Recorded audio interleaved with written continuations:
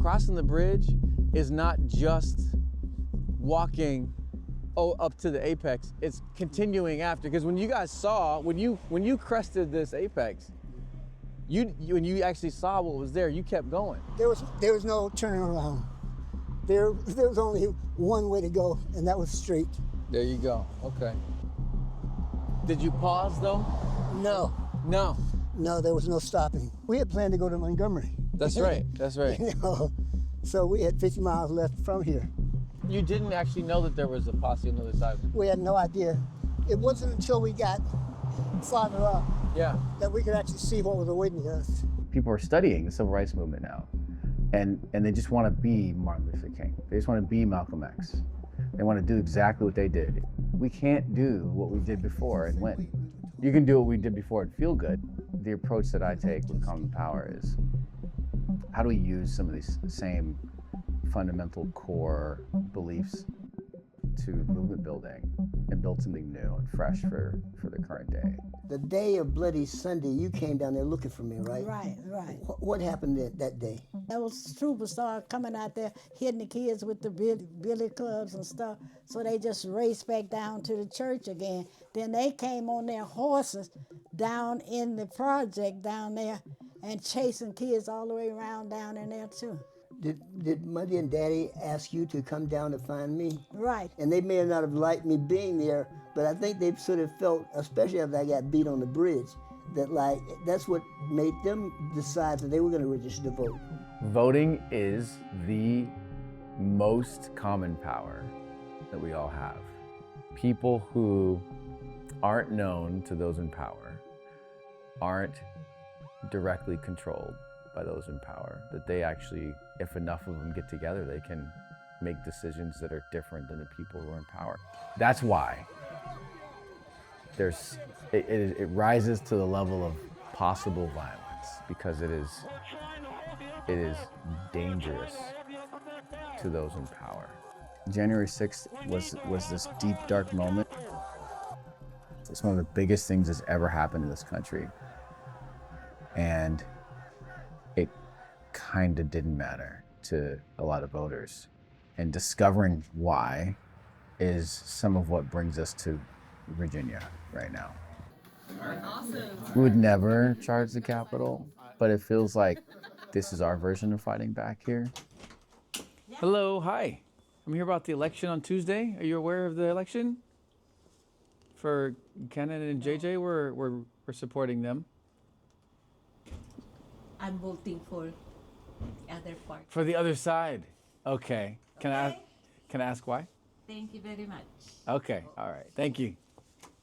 Hey, how you guys doing? Good, how are you? Good. Are you guys voters in this district? I already voted. Tuesday, I promise. Okay, beautiful. Yeah. Please remember to remind your families as well. All right? Yes. What's my read right now? I'm a little worried. I think turnout's been low, and the response on the doors is lukewarm. People are they're battle weary. My kids, they're coming here to knock doors with me today. So, part of this is a little selfish, how do you pass this on to your kids? I'm gonna go back to learn more specifically from Mr. Charles about his existence within the movement. For me, I want to know more about what happened afterwards. What's that, bro? Good to see you. Good to see you. And welcome to my house. Thank you. Yes. Dear Miss Wells, on behalf of Mr. Johnson, permit me to acknowledge your letter to him of March 5th, calling attention to Miss Thomas Mauldin's active exercise of her citizenship. As the first registrant under the Voting Rights Act of 1965, one of the great landmark legislative acts of President Johnson's administration, she wrote her name into American history. Nonviolent children soldiers is what we were. One day being beat on the bridge, and the next day seeing 25,000 people in support of what was most right and what was best about America. Although we were poor people, we were very proud people. We had dignity, and our dignity was put on the line. It was a top-down approach where they came in, got one thing accomplished and left. It was how we felt about what was done to us. Yeah, but when you say that, I thought it was just the other side. You're saying our side abandoned you too. Well, yeah, And that's not popular to say, but that's true. And not because they were bad people, and not because it wasn't a good idea, but our reaction was the consequence of our having been noble and sacrificial and wanting our freedom. Violence on the side of the police, abandonment on the side of the movement. Still trauma. I used to think, why did y'all not leave anything behind for us? And this answers some of that. So that's been like a mystery of my life. Mm-hmm. You know, my dad was a Black Panther, and he was a young teenager in that part of the movement, and so he wasn't like at the forefront, but he was right in the middle of a bunch of it. And so he also couldn't explain to me some of this stuff. But I used to wonder why, you know, if we did all these great things, why didn't I? You know, why wasn't I born with a book? I think that all of us who are involved in the movement now, the movement for rights, the movement for voting rights, I think all of us are organizers now because we understand that one of the things that happened with you all is that it wasn't built to be sustained, that we lost something, that we have to relearn a lot of things. And so what we want to build now is something that we hope that it'll continue into the future. I love this view. What we talked about yesterday, though, is after that there's this come down, though, where everybody leaves. The leadership, Martin Luther King and his people leave, the cameras leave. The Voting Rights Act is signed, and it feels like we've won. You know. Sure. And then that's where you start to talk about the people here feel abandoned, and then after that, you start to, you go up north to college, and then you start to travel around the country. Around the world. Around the world. Is that how you recuperated from that, from coming down from that mountaintop? No, as a matter of fact, I'm still recuperating from it. That there's been a 60-year silence about that. You know, it took me 58 years to talk about it. So I understand that, getting others to do it is something that would be a gift to us. I got 35 stitches, 7 over my right eye. I still have that scar. 28 in the back of my head. My head was shaved.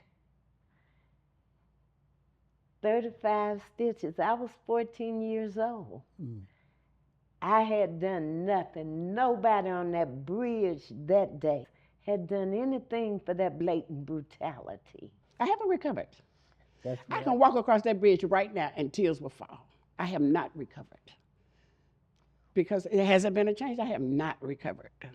Cresses, Woolworths. What did you experience at those places?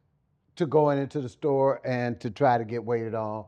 And then if somebody white came in behind me, you had to wait there until they waited on them. Mm-hmm. You know, no matter how long they wanted or whatever jokes they wanted to tell or whatever wanted to play around. And it seemed that they knew that they were holding you up. They had finished whatever kind of business that they had to conduct. They were showing their superiority. Showing their superiority. And minimizing you. Right. Now, Camp Selma, what happened there? That was when the jail got full.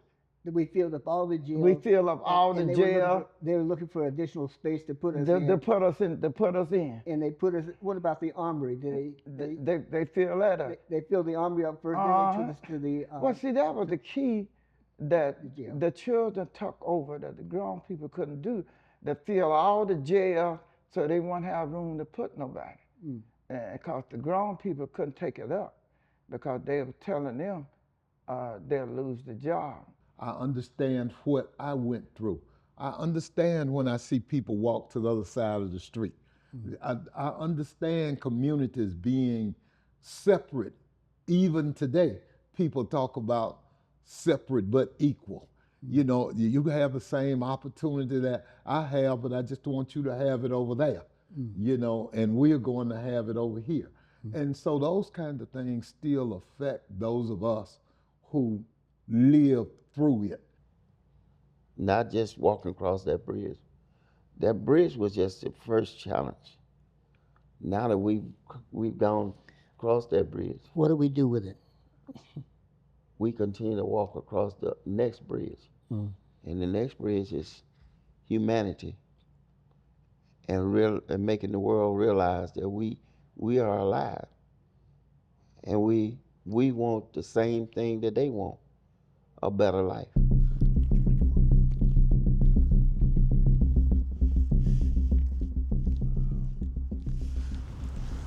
Out of a mountain of despair. That's about right.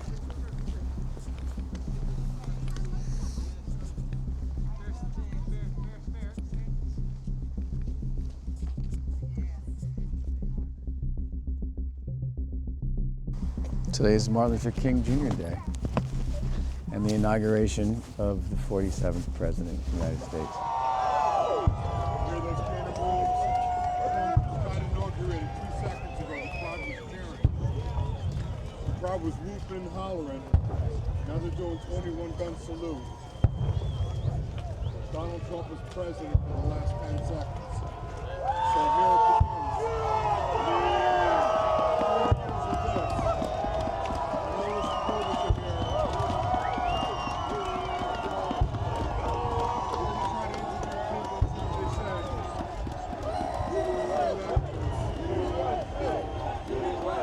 As far as putting Trump back in office, is it the right choice? Over the choices that we had, if there were better choices, I don't know. Right now, everybody's saying that's what we need, but what is he really going to do? I'm not personally behind him as a personal individual. Okay. It's like I'm not voting in a pastor. Okay. All right. So this all is right. tough. Okay. It's sticky. Okay. But That is sticky, yeah. So somebody's going to be president. Okay. And I didn't want to be caught indifferent with my hands off of it if my vote mattered, because I think indifference is a problem as well. I agree with that.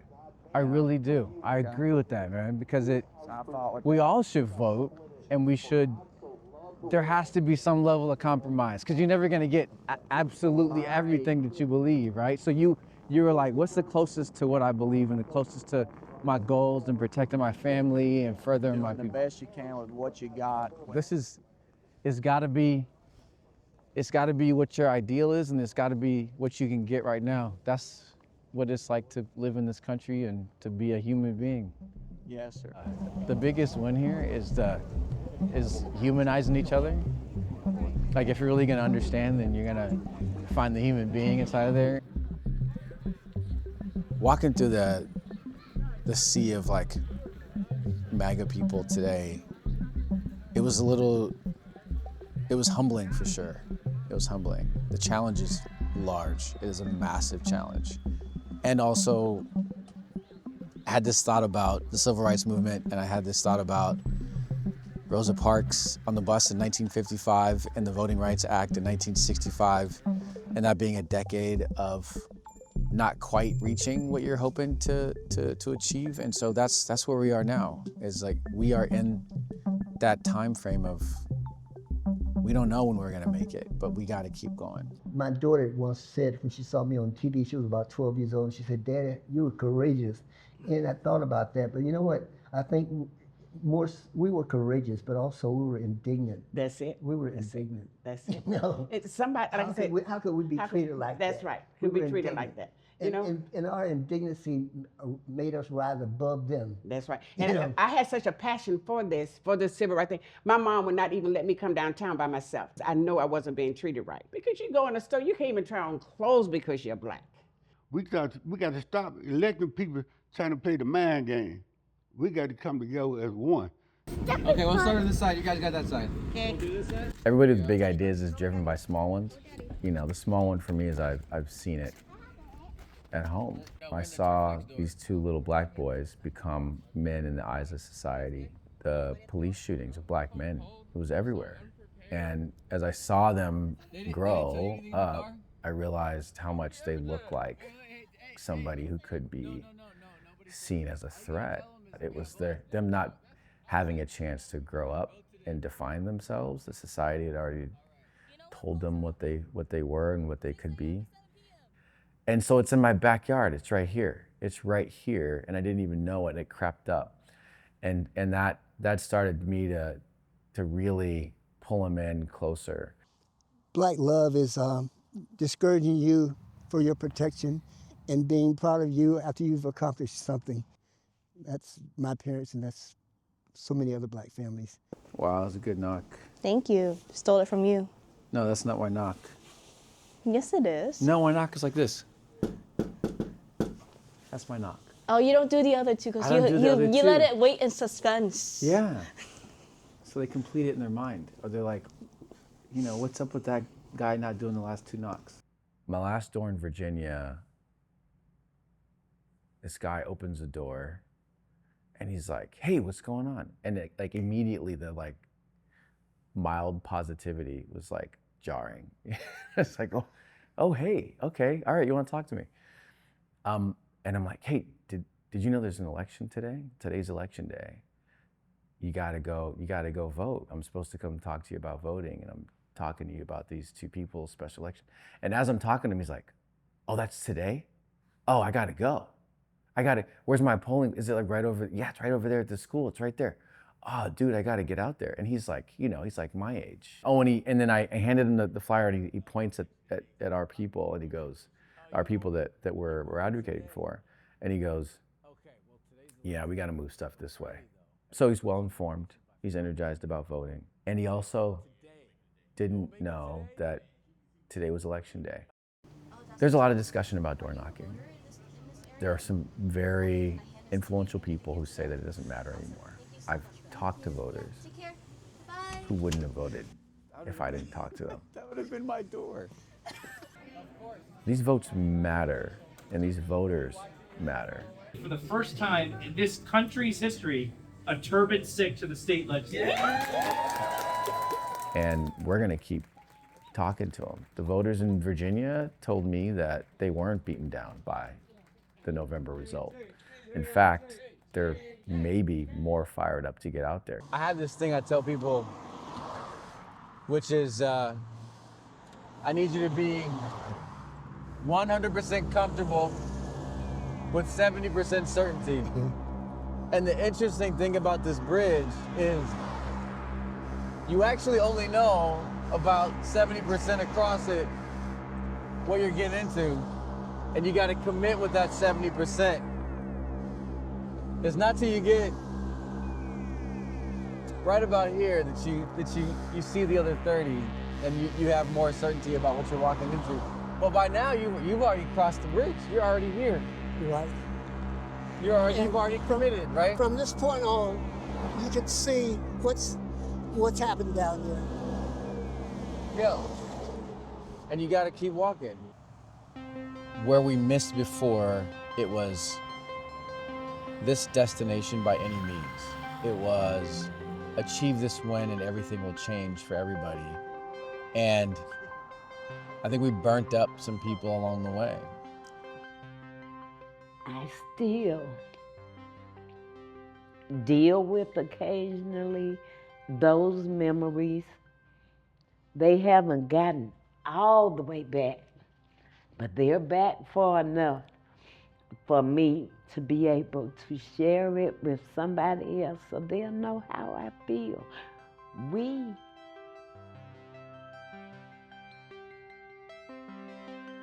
So it's not just the winning, it's the how we win. It's the who we win with. It's how we treat the people that are fighting. And that's what I take away from that. Because if you focus on taking care of that community, on those people, then if you lose, you're still okay and you can still fight and you'll eventually win. All right, 1, 2, 3. Further together.